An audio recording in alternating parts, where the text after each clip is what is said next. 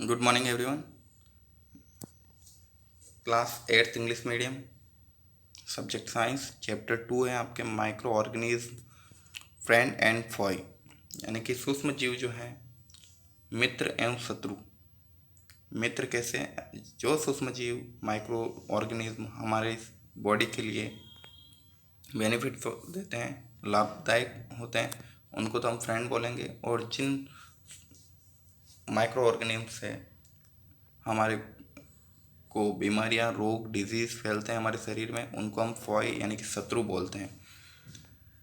तो micro organism क्या होते हैं? माइक्रो ऑर्गेनिज्म बहुत ही छोटे सूक्ष्म जीव होते हैं जिनको हम आंखों से नहीं देख सकते। तो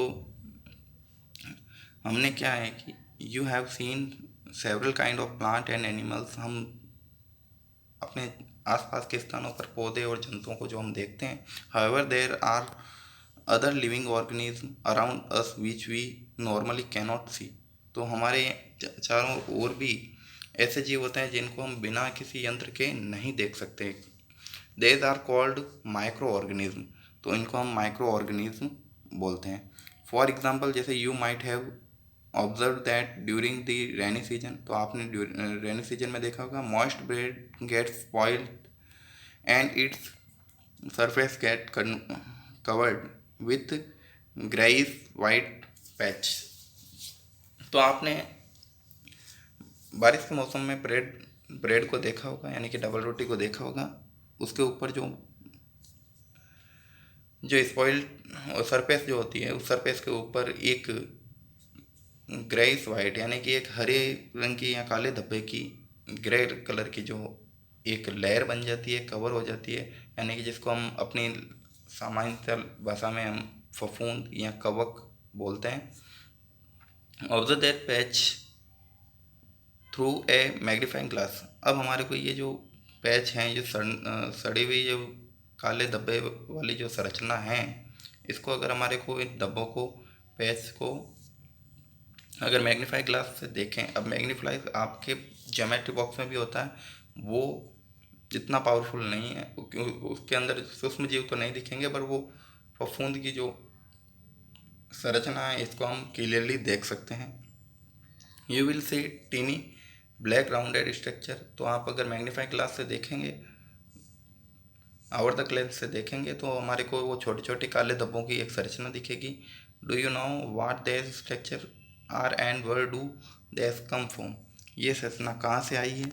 ये संरचना माइक्रो ऑर्गेनिज्म के द्वारा आई है। पहले माइक्रो ऑर्गेनिज्म ब्रेड के ऊपर, डबल रोटी पर बैठते हैं और बैठने पर वो रिप्रोडक्शन करते हैं, यानी कि प्रजनन करते हैं, और प्रजनन के द्वारा वो उसी के ऊपर फैलते हैं। ये डबल रोटी के अलावा आपके घर में अचार पर भी हो सकते हैं। जो अचार में अगर पूरा का पूरा अचार अगर ऑयल में डीप नहीं है, पूरा डुबाया हुआ नहीं है, थोड़ा सा भी पार्ट बाहर रहेगा, तो उसके ऊपर ये माइक्रो ऑर्गेनिज्म बैठेंगे और फिर प्रजनन करेंगे, यानी कि रिप्रोडक्शन करेंगे। फिर 1 से 2, 2 से 4 ऐसे करके फफूंद के रूप में पूरी परत उसमें ढक देंगे। 2.1 है आपके माइक्रो ऑर्गेनिज्म, सूक्ष्म जीव कैसे होते हैं। तो एक्टिविटी 2.1 हम करेंगे, collect some moist soil from the field in a beaker and add water to it. After the soil particles have settled down, observe a drop of water from the beaker under a microscope. What do you see? तो हमारे को बगीचे और मैदान से कोई भी थोड़ी सी मॉइस्ट सॉइल लेनी है और फिर हमारे को एक पानी के बीकर में डाल देनी है। फिर थोड़ी देर बाद में देखना है कि जो मिट्टी हमने पानी के बीकर में डाली थी, वो धीरे धीरे नीचे बैठ गई है, पर पानी अभी भी थोड़ा सा गंदा सा दिख रहा है क्योंकि उसके जो छोटे छोटे कण हैं वो पानी में घुले हुए हैं।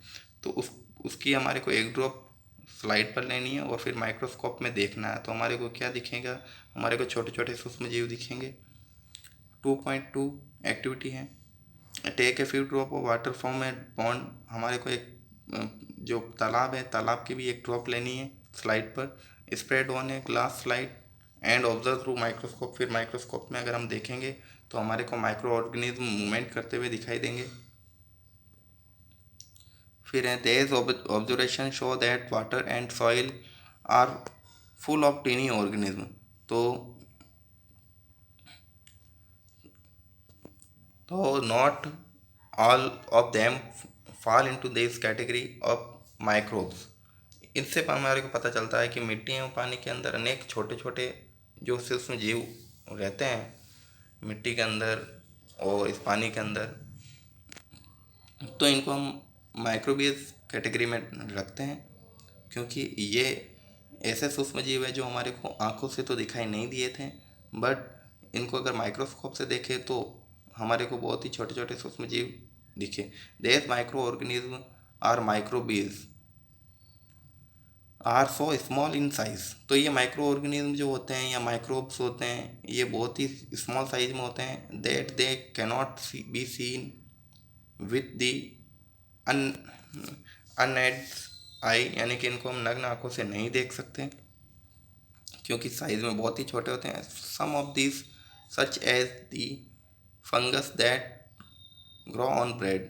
आपने फंगस को भी देखा होगा जो ग्रोन ऑन ब्रेड, ब्रेड के ऊपर वर्दी करती है। Can be seen with the magnifying glass. तो इसको हमारे को देखने के लिए मैग्नीफाइंग ग्लास लेना पड़े, पर other cannot be scene without the help a microscope. तो हमारे को बिना माइक्रोस्कोप के अलावा ये नहीं दिखेंगे। मैग्नीफाइंग ग्लास से हमारे को थोड़े बहुत जूम होके दिखाई दे देंगे, पर माइक्रोस्कोप के अंदर जो ग्लास लगे रहते हैं, लेंस लगे रहते हैं, उनसे हम कोई भी छोटी से छोटी चीज़ को बहुत बड़ा करके देख सकते हैं।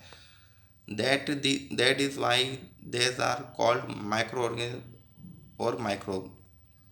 तो इन्हीं कारणों से इन्हें सूक्ष्म जीव कहते हैं, क्योंकि इन्हें बिना आंखों से नहीं देख सकते हैं, माइक्रोस्कोप से ही देख सकते हैं। और माइक्रोस्कोप से जो जीव दिखाई देते हैं उनको हम माइक्रो ऑर्गेनिज्म बोलते हैं। Micro organism are classified into 4 major group. तो माइक्रो ऑर्गेनिज्म को हमने अलग अलग भागों में रखा, क्योंकि माइक्रो ऑर्गेनिज्म भी हैं, सूक्ष्म जीव भी हैं, वो अलग अलग कैटेगरी के हैं।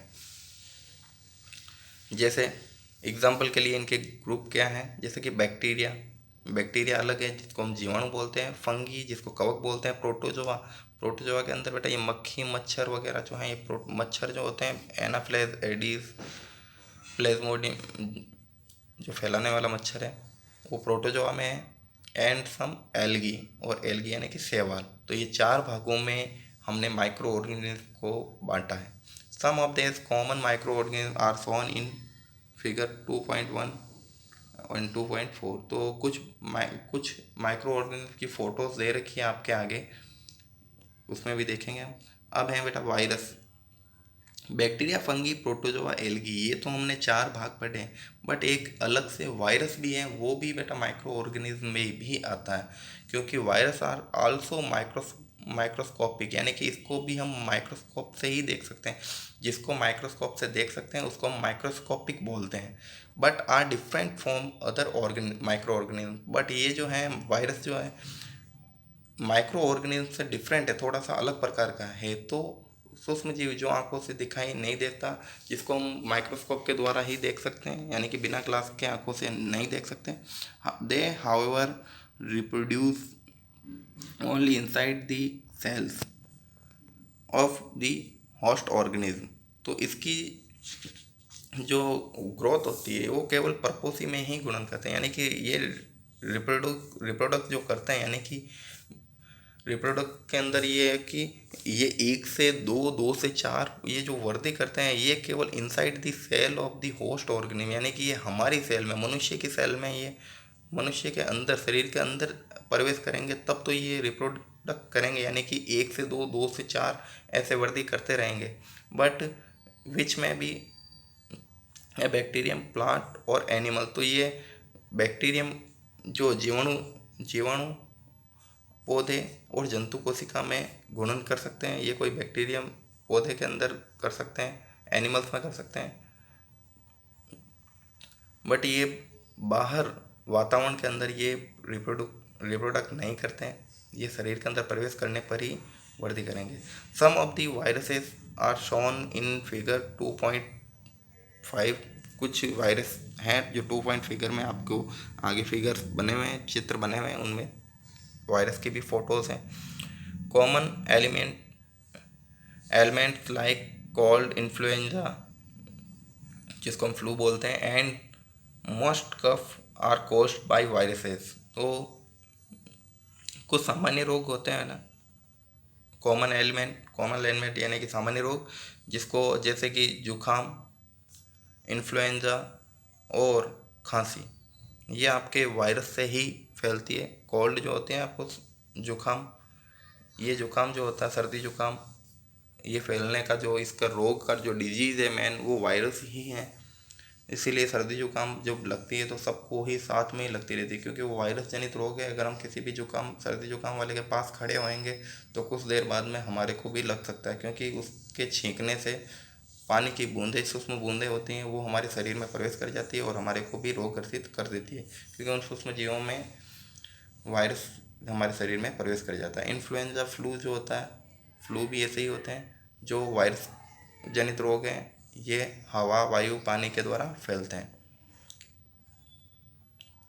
Serious disease like polio and chicken pox are also caused by viruses. तो ये पोलियो बीमारी है, ये भी वायरस जनित रोग हैं। चिकन पॉक्स जो होते हैं, छोटी माता, ये भी एक वायरस जनित रोग है, खसरा। फिर है आपके disease like dysentery and malaria are caused by protozoa, जिसको हम प्रोटोजोन्स बोलते हैं। Whereas typhoid and tuberculosis TB are bacterial disease. तो जो अतिसार होता है, डायसेंट्री, तो यानी डायसेंट्री यानी कि अतिसार, जिसको हम दस्त बोलते हैं, डायसेंट्री। फिर है मलेरिया, तो डायसेंट्री और मलेरिया, डायसेंट्री यानी कि अतिसार यानी कि जो दस्त वगैरह होती है, और मलेरिया, ये प्रोटोजोआ से फैलते हैं। जबकि वरियस टाइफाइड और ट्यूबरक्लोसिस, जो टाइफाइड और ट्यूबरक्लोसिस होता है, जिसको हम सैकरोग बोलते हैं, ये बैक्टीरिया के द्वारा होते हैं, बैक्टीरियल डिजीज है। You have learned about some of these micro organism in classes 6 and 7। तो आपने काफ़ी माइक्रो ऑर्गेनिज्म के बारे में पिछली कक्षाओं में भी पढ़ा है। जैसे ये आपके बैक्टीरिया है, साइनोबैक्टीरिया, साइनो एक स्पाइरल बैक्टीरिया है। इधर जो रेड वाली है ये तो स्पाइरल बैक्टीरिया है, और इधर जो वाइट वाइट दिख रहा है ये क्षारनुमा जीवाणु जो हैं, ये आपके लैक्टोबैसिलस हैं, जो दही के अंदर पाए जाने वाला बैक्टीरिया है। वो ये माइक्रोस्कोप से दिखाई हुई संरचना है, ये हमारे को ऐसे आंखों से दिखाई नहीं देगा, जब माइक्रोस्कोप से देखेंगे तभी हमारे को दिखाई देगा। नेक्स्ट है आपके एल्गी। एल्गी के अंदर आपके दो एग्जाम्पल दे रखे हैं, क्लेमाइडोमोनास एंड स्पायरोगायरा। तो स्पायरोगायरा और क्लेमाइडोमोनास ये भी सूक्ष्म जीव है, जो आपको बड़े से दिखाई दे रहे हैं अभी। ये आपके जो एल्गी हैं, पानी के अंदर पाए जाते हैं। ये हरी शैवाल जो दिखाई देती है, उसको अगर हम जूम करके देखेंगे तो ये स्पायरोगायरा, ये नॉर्मली आपको पानी के अंदर जो दिखाई देने वाली है वो ये है स्पायरोगायरा। जो हमारे नॉर्मल आपके टंकी में या पानी का स्टोरेज है, वहाँ अगर हरी हरी काई अगर जम रही है तो आपको इस प्रकार की जो डिज़ाइन है, ये इस प्रकार की आपको माइक्रोस्कोप में दिखेगी। और फिर ये क्लेमाइडोमोनास, ये भी पानी के अंदर पाई जाने वाली एक संरचना है माइक्रो ऑर्गेनिज्म की। फिर ये प्रोटोजोआ, प्रोटोजोआ के अंदर आपके अमीबा जो एक कोशिकीय यूनिसेलुलर है, पैरामीशियम ये भी यूनिसेलुलर है, ये आपके पानी के अंदर पाई जाती हैं। नेक्स्ट है आपके फंगी। फंगी के अंदर आपके ब्रेड मोल्ड, यानी आप जो ब्रेड के अंदर जो देख रहे थे, ब्रेड के अंदर ये वाली संरचना दिखाई देती है।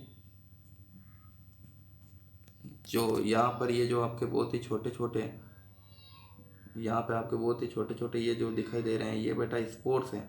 और ये जब परिपूर्ण परिपक्व हो जाते हैं तो ये बीच से यहाँ से इनके कट लग जाता है, और कट लगने से ये सारे जो छोटे छोटे हैं वो धीरे धीरे बाहर आ जाते हैं से। जब ये बाहर आ जाते हैं तो ये अब किसी भी ब्रेड, ये अगर ब्रेड का टुकड़ा अगर ये एक भी यहाँ पर बैठ गया तो इस पूरी ब्रेड के ऊपर ये वापस ऐसे धीरे धीरे धीरे धीरे इसे पादप जैसे ये वृद्धि करेंगे, और वृद्धि करने पर ये पूरी संरचना ऐसे ही बनाएंगे। और यहाँ पर तो बहुत सारे आपके दिख रहे हैं कि बहुत सारे आपके